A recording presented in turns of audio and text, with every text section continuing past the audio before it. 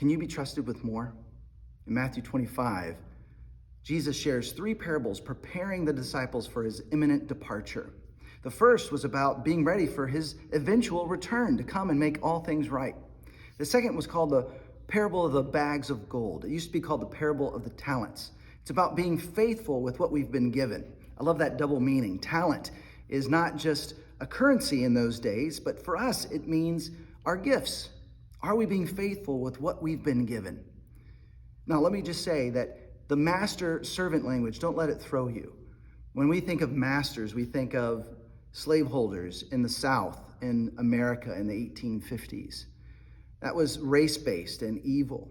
The Bible is against slavery, which we'll see later.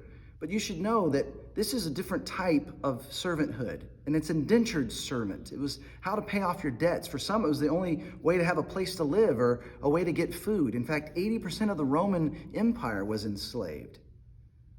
But what we discover is that two of the servants were actually faithful with what they were given and grew it, and so they were given more. But one did not understand the master. In fact, he saw the master as a hard man, so he hid it in the ground.